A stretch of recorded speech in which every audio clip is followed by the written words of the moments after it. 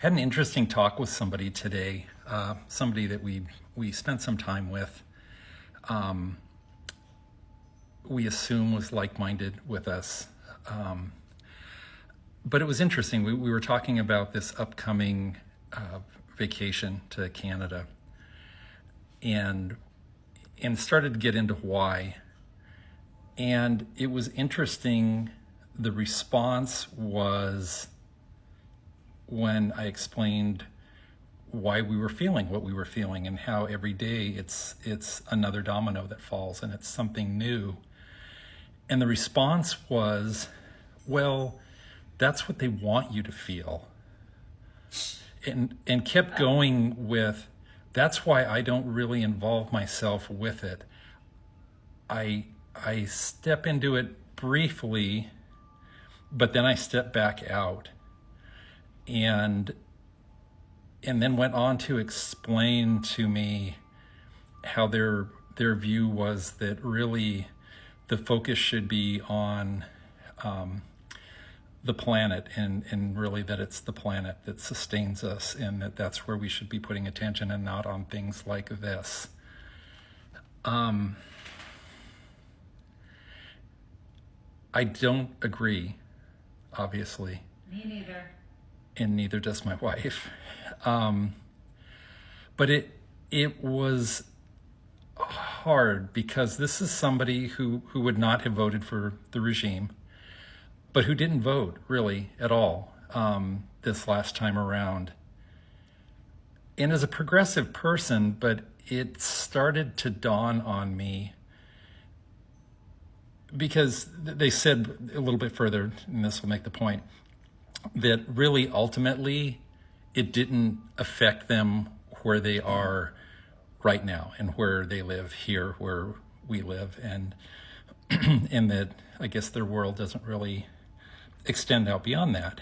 And so what got me thinking was, this is where the tepid pool of non-Republicans is. And if you think back at the election numbers, if you can believe them, a third of the population didn't show up to vote. And this person was one of those.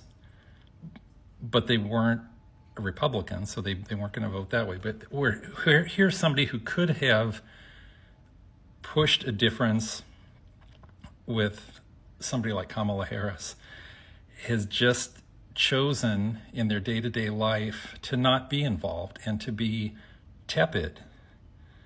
And to say that it didn't affect their couple square miles where they live, and so how important was it anyway to really waste your time on it, I think was kind of what I got from them. But it does, and you look at it and there's tangible effects that are coming out every day. Like the passport thing today. Just the fact that the U.S. passport is now no longer one of the top 10 respected passports in the world. And the fact that in some cases what was accepted as not specifying a gender because that was approved is now disapproved, and that restricts the freedom of movement of a large group of people to not only travel, but to leave this country. It's basically locked them in with no other option to go. So again, just one example. And so to say that it really doesn't affect where they're at in their day, I can't believe it. And I guess this is the group of people that when stuff goes sideways and there are no more freedoms and there are a lot more restrictions and people standing on intersections allowing you to go through or not, or enter businesses or take a hospital or an ambulance to a hospital because you're injured, saying no, you can't. I guess that's the point that it starts to affect them. But it's too late at that point. Anyway, today's thought.